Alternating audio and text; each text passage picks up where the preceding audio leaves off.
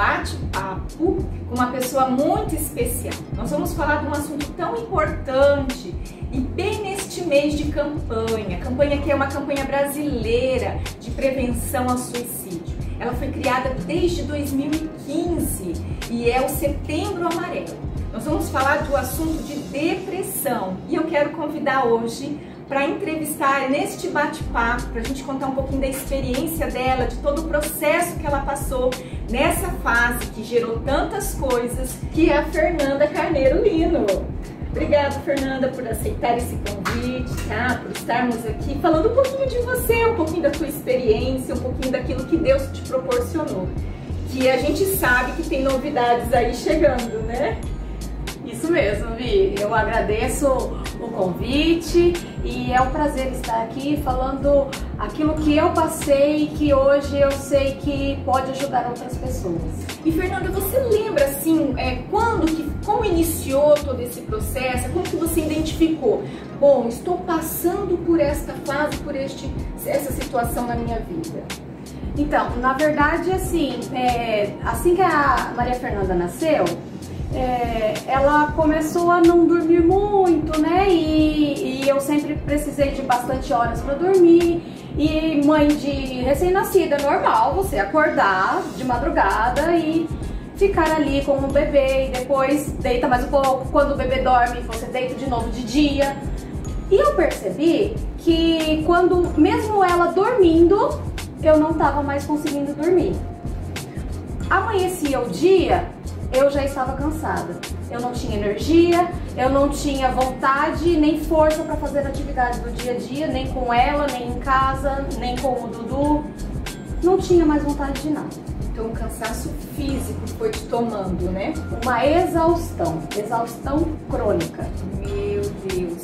E aí vai gerando, né? E daí quando que você percebeu, bom, eu estou nessa fase, estou passando por esse cansaço, desânimo físico, e daí como que você percebeu assim, estou passando por uma depressão pós-parto?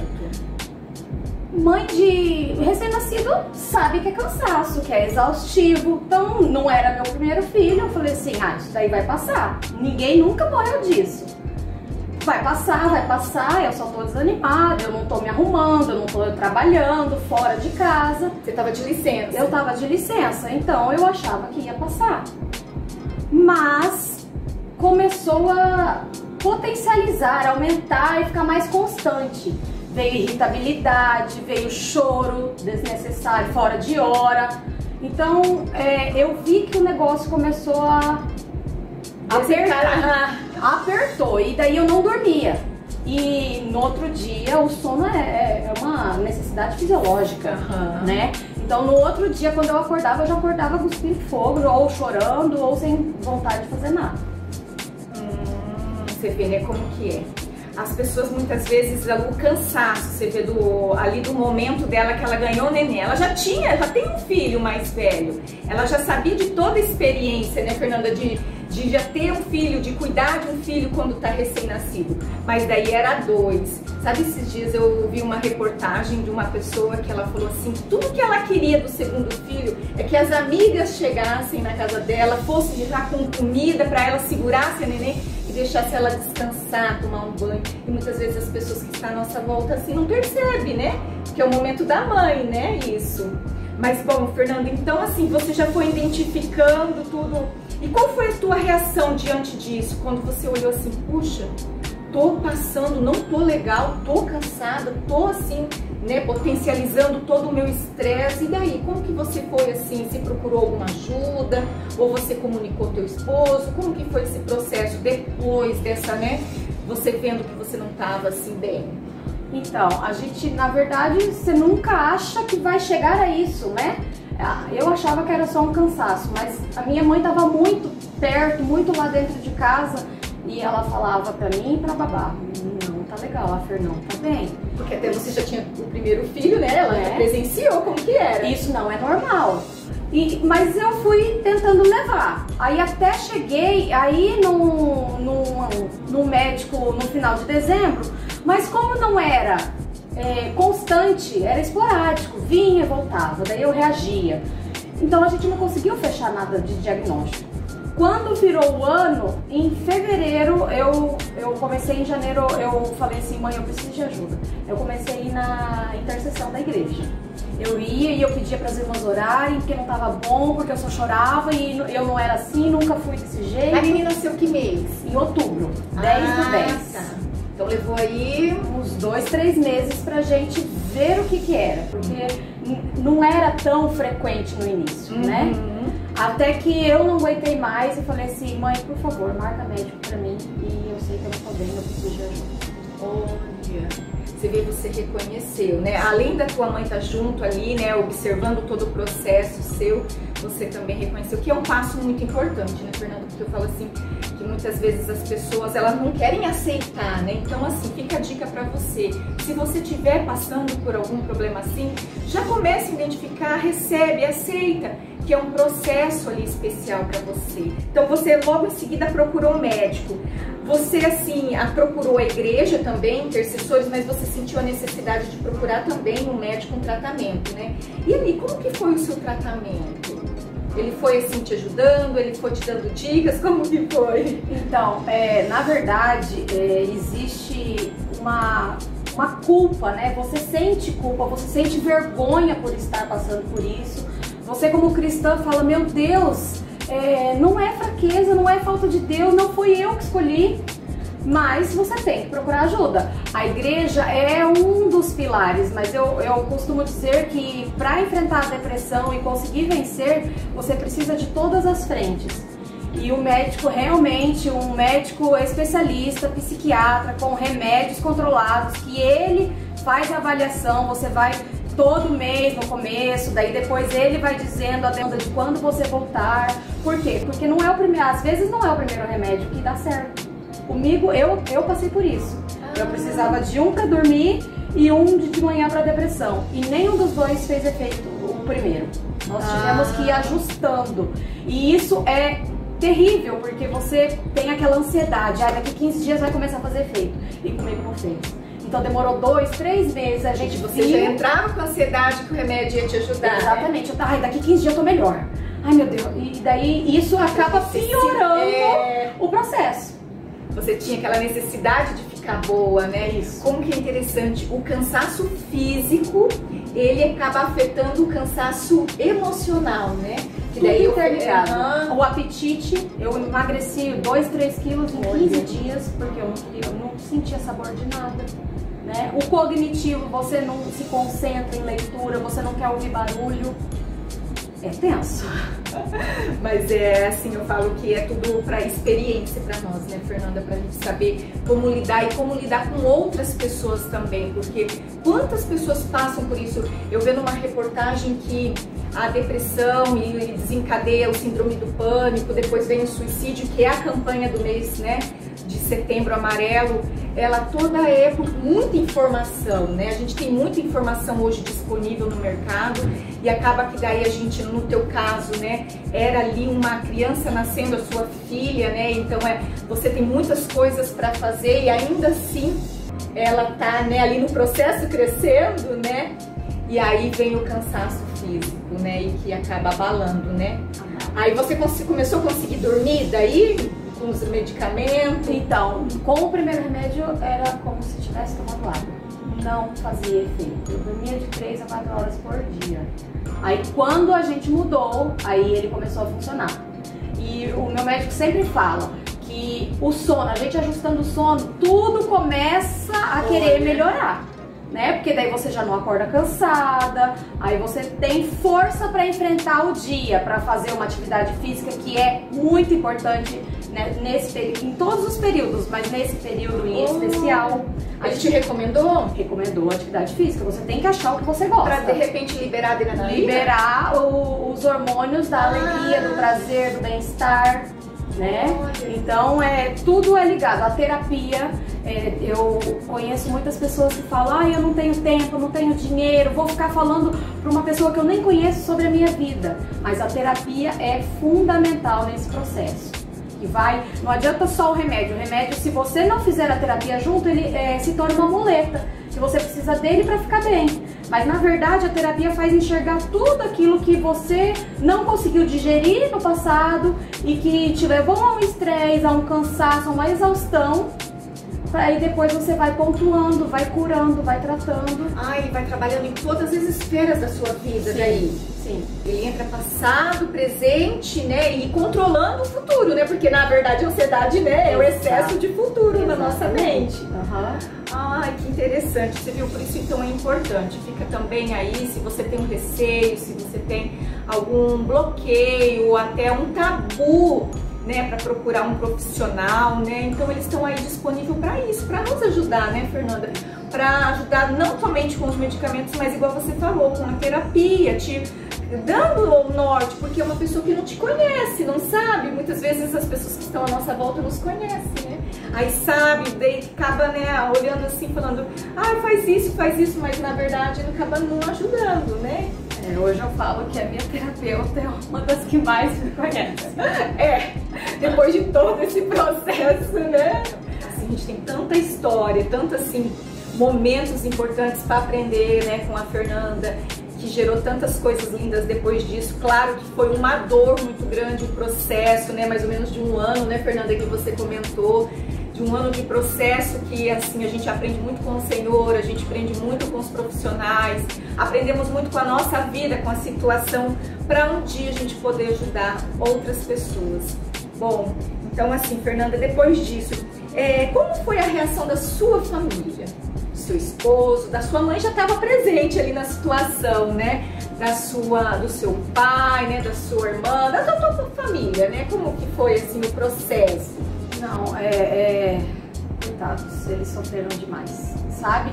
Eu fui a personagem principal, mas meu esposo, eu não tenho palavras pra dizer. Eu brinco com ele e falo assim, em fevereiro a gente completa 15 anos de casado. E eu falo, meu bem, se a gente não foi cada um para um canto, se a gente suportou o ano de 2019, agora a gente aguenta tudo. Porque ele trabalhava durante o dia, ele acompanhava o Dudu nas tarefas, ele que levantava para cuidar da Mafê pequena de madrugada, ele me acudia no choro, me ouvia nos gritos, né? Porque quando você tem irritabilidade, nervosismo, tudo você desconta em quem? Na família, porque é eles que não vão te largar. Então, assim, meu marido sofreu demais, mas ele foi um parceiro, ele sempre estava ali, linda, confia, Deus está no controle, nós vamos vencer. O meu pai também, ele falava, meu Deus, tenha misericórdia, meu Deus, tenha misericórdia, tadinho. Ele ficava, filha, se eu pudesse, eu puxava a dor pra mim. A minha irmã, que é estudante de medicina, na época que estava no 4º ano de medicina, ela sabia o que implicava, ela sabia a gravidade da doença. Então, quando ela estava aqui, ela não saía de lá de casa, e quando ela estava lá, ela me mandava mensagem, ela falava com a minha mãe, ela falava, pelo amor de Deus, isso tem que passar, eu quero minha irmã de volta. Então, todos sofrem, né? Todos em volta, né? Até assim, aproveitando, né, é uma entrevista, mas eu falei, Fê, fica tranquila, a gente vai fazer um bate-papo também, porque na mesma época que ela estava passando, eu também estava passando de uma forma diferente. O meu era no casamento dela, né, no pós-parto. Mas eu falo que o esposo tá de linha de frente ali, né? Recebendo toda a carga, né, de dor, de sofrimento da gente, né? E como é importante eles pra nós, né? Eu vejo assim, você falando, né, do teu esposo. O meu também teve muita paciência comigo, porque a gente descarregava, né?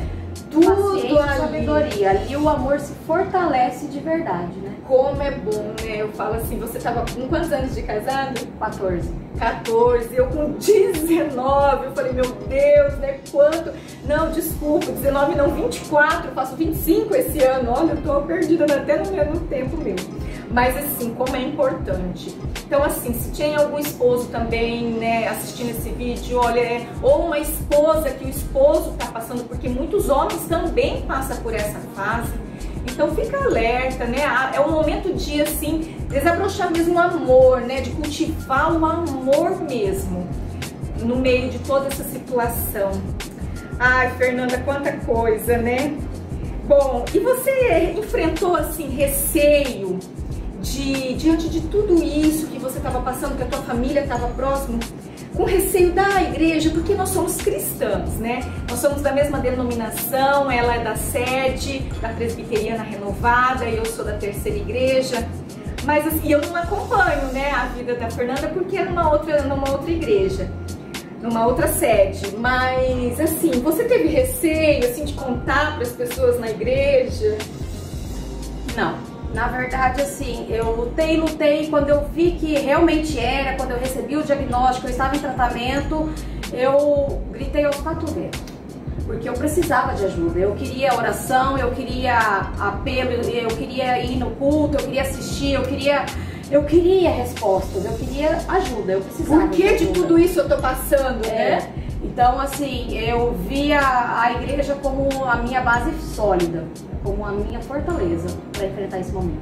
Ai, que bom, né? Como é importante, até vi o comentário esses dias, como que as pessoas, quando elas estão assim, né, não só numa igreja evangélica ou cristã, né, em todas, alguma igreja, né, crendo no Senhor, em Deus, que está ali no controle, como que facilita o processo, né, onde muitas pessoas, né, que eu conheço, que passam anos preso numa depressão, um síndrome do pânico, você vê, você passou rápido, né, 1 ano aí, né, o meu caso também foi mais ou menos nesse período, então como passa rápido. Bom, Fernanda, assim, você olhando a palavra depressão, eu não sei se você passou pelo síndrome do pânico, medo, olha que interessante, o meu diagnóstico foi síndrome do pânico, mais do que a depressão. Você vê como que é diferente, são diagnósticos, né, e situações totalmente diferentes, que desencadeia depois um suicídio, né, que é onde é a campanha, né, de Setembro Amarelo. Você assim, teve algum desses ou só foi a depressão?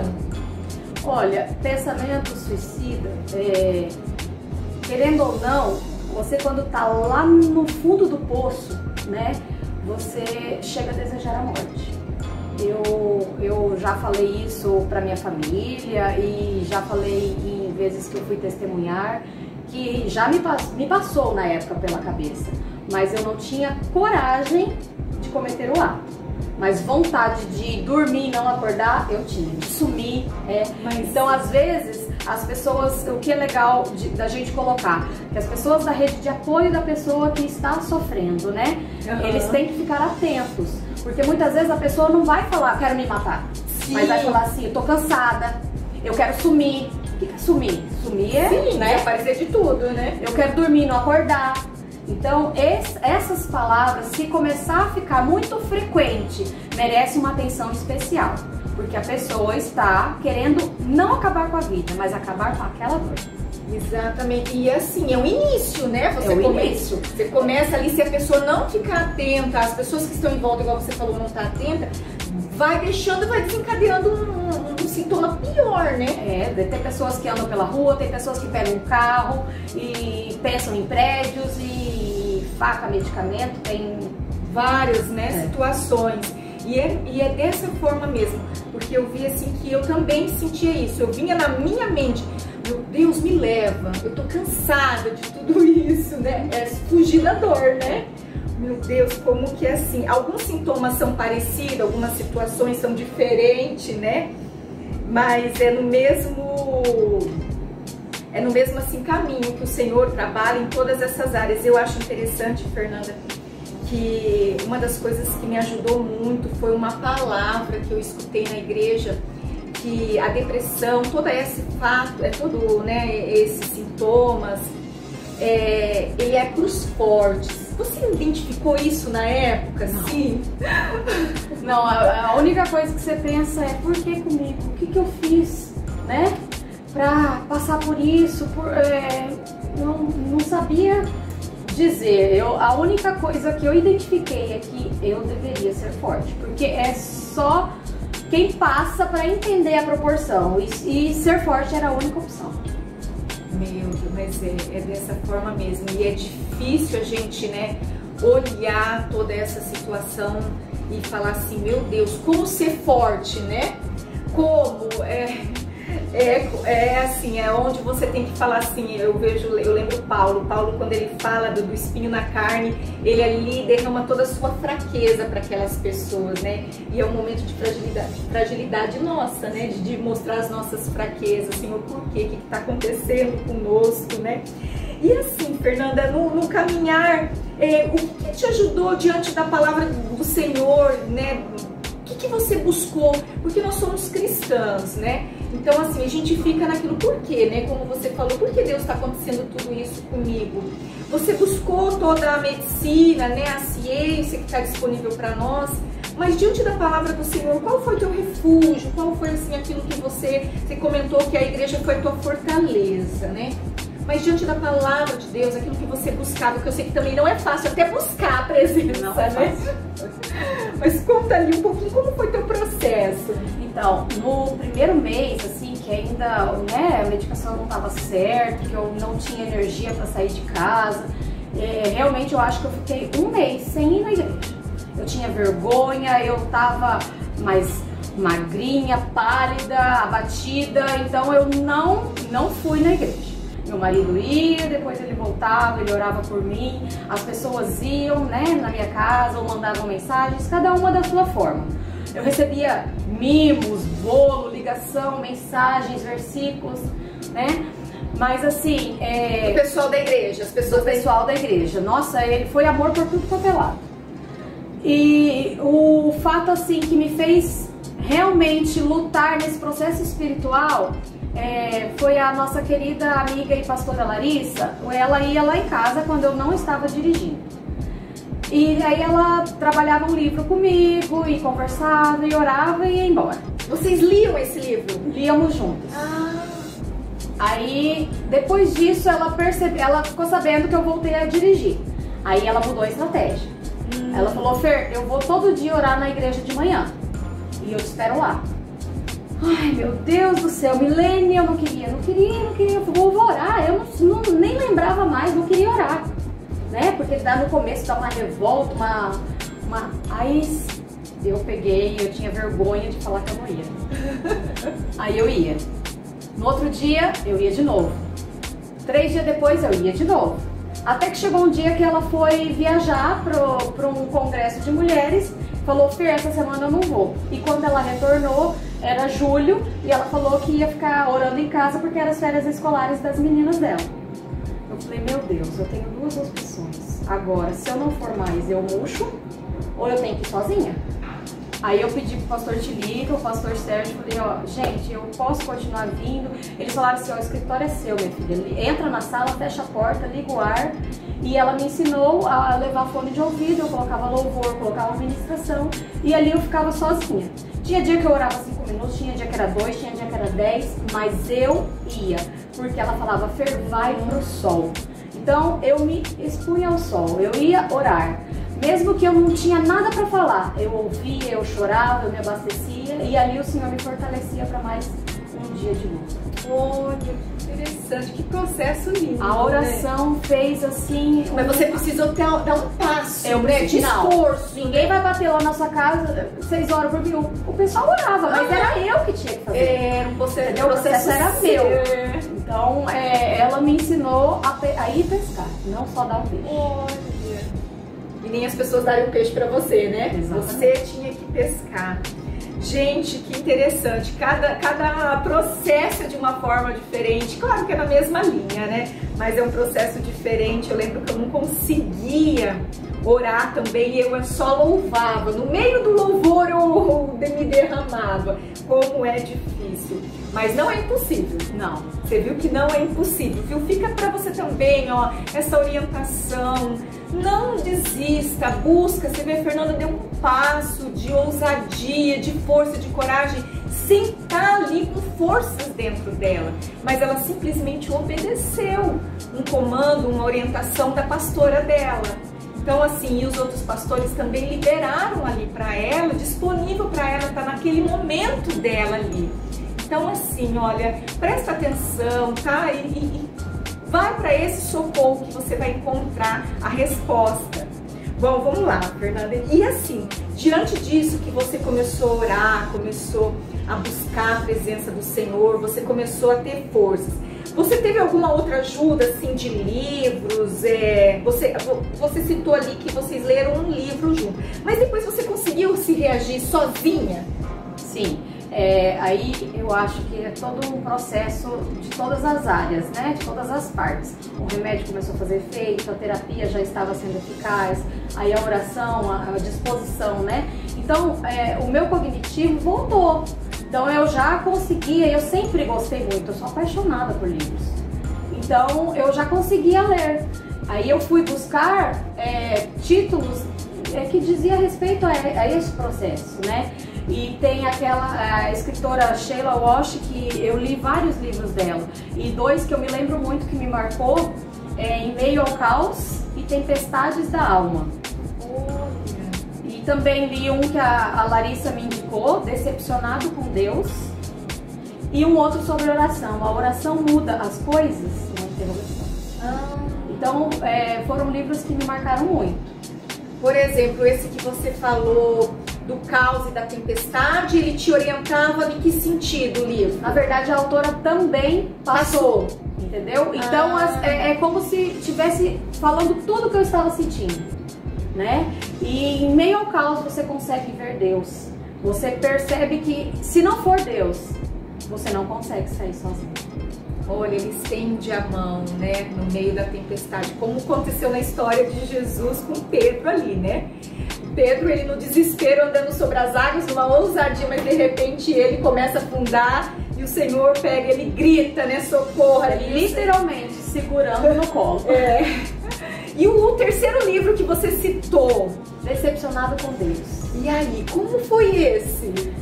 São 3 perguntas que giram em torno disso, tanto que a pastora Larissa não me indicou ele no começo. Depois que eu melhorei, ela falou, agora você tá pronta pra ler. Olha! Porque muda a pergunta, né? Em vez de por quê, você pergunta para quê. Então você não, quem somos nós para nos decepcionarmos com Deus? Tudo ele tem um para quê, né? Tudo. E você identificou isso diante do processo? Com certeza. Depois do processo. Não conta muito, porque depois eu quero falar sobre... Ela tem cereja do bolo que ela vai deixar pra depois vocês aí verem o livro dela. Pronto, já falei. Nasceu um livro e daí, então, assim, conta alguns detalhes, assim. Foi assim, eu costumo dizer que... costumo dizer não, na Bíblia mesmo fala. Tudo abaixo dos céus a propósito. Então, depois da revolta, da culpa, né, da vergonha, do porquê, vem o para quê. Senhor, por que eu estou vivendo isso? A que fim? Né? E se eu passei e eu venci, agora o que eu quero é ajudar pessoas. Olha, você identificou, né? Então, ajudar as pessoas que estão no mesmo situações, né? Passando por essa fase. Por isso que eu convidei, a Fernanda foi a primeira pessoa que veio na minha mente para mim convidar para entrevistar sobre todo esse fato que ela passou na vida dela. Só que teve que esperar, né? Setembro amarelo. Nós conversamos, acho que foi em fevereiro. Exatamente, foi no início do ano. Olha quanto tempo que nós fomos esperando chegar setembro para a gente, né, poder assim contar um pouquinho daquilo que ela viveu, da experiência. Que Deus tem um propósito ainda muito maior, eu acho que você nem imagina, daquilo que Deus vai fazer. E assim, é tão especial Ele fazendo no meio de nós, aqui em Sinop, né?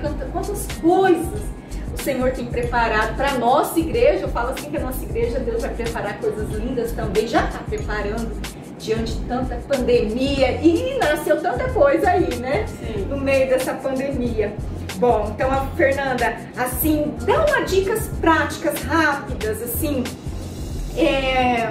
para as pessoas assim que estão enfrentando a depressão pós-parto ou outro tipo de depressão, né? Que pode ajudar, né? Num outro segmento também, né? O que eu diria, assim, a primeira coisa é pedir ajuda. Reconhecer que não está bem e sozinho não vai passar. Né? Então você vai em busca de todas as frentes, de toda a ajuda possível. Falar com a rede de apoio, com a sua família, cônjuge, pais, filhos, né, irmãos, procurar o médico especialista, psiquiatra, tomar a medicação, fazer terapia. A terapia é fantástica, é um suporte, um pilar neste processo. E, lógico, atividade física e Deus. Procura, se você já conhece Jesus, que você possa se derramar na presença dele neste momento. E se você não conhece, é o momento de você vir a conhecer sem ressalvas, sem barreiras, porque ele nos ajuda a vencer. Ai, que lindo. Então, olha, o que a gente quer deixar mais ensinamento? O que quebrar tabus, né, Fernanda, no meio cristão, na sociedade, né, em todas as esferas da sociedade, que é algo assim que está acontecendo muito, já vem anos, você vê que a campanha, né, no Brasil ela começou em 2015, mas internacionalmente ela começou em 2013, então assim, se viu a necessidade de olhar com um olhar de uma forma diferente. Hoje em dia, até para as igrejas, né, as lideranças começarem a buscar, né, assim, treinamentos, né, nesta área, para poder ali ajudar cada pessoa que está enfrentando. Fernanda, eu agradeço muito, muito mesmo, porque é um assunto assim muito especial para nós, né? Eu creio que para muitas pessoas. Então, olha, vai vir aí um fruto lindo que é o livro dela. Então, assim, ela segurou algumas coisas para não contar, mas eu quero te convidar no dia que sair o lançamento. Eu creio que vai estar nas redes sociais, né? Ela vai divulgar para as pessoas estarem lendo, né? Assim, todo o processo, porque aqui é questão de meia hora, no máximo 40 minutos. Mas o livro, né, é muitos momentos ali, que eu vi que você lançou nas redes sociais, que você tem um caderno onde você foi anotando tudo, né? Que assim, coisa linda, né? Deus já te foi te mostrando antes mesmo de você imaginar, antes né? de eu imaginar que viraria um livro, eu já tinha Conta muita um pouquinho coisa do livro, escrito. então, pra nós aí, pra gente encerrar. O ano passado eu comecei um caderno, mas eu não coloquei só os pontos ruins, aquilo que eu estava sofrendo. Eu quis fazer um caderno de uma forma diferente. Eu coloquei as pregações, que eu ouvia muita pregação.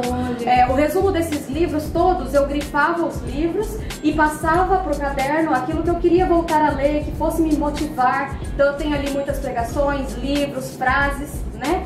E daí esse ano na pandemia, quando começou a pandemia, eu fiz alguns videozinhos no Facebook para ajudar as pessoas, porque foi um novo normal para todo mundo. Todo mundo Sim. foi pego de surpresa. Imaginaria que em pleno 2020 a gente ia usar máscara, a gente ia ter que ficar em casa, a gente não ia poder levar os filhos para a escola, não ia poder conviver com os amigos, né? Então, aumentou muito também a ansiedade e depressão neste momento de pandemia. E daí o Senhor me acordou 2 noites e falou, você já tem um caderno. E eu acordava sonhando que eu estava escrevendo. Eu falava, meu Deus do céu. Aí você tem que relutar um pouco. Eu relutei, né? Falei, meu Deus, mas eu vou abrir toda a minha vida. Aí eu falei com meu esposo, ele na hora me abençoou. E eu comecei a escrever. E em 3 meses tá ali, o livro tá pronto, a gente só tá esperando a gráfica e a editora vai mandar.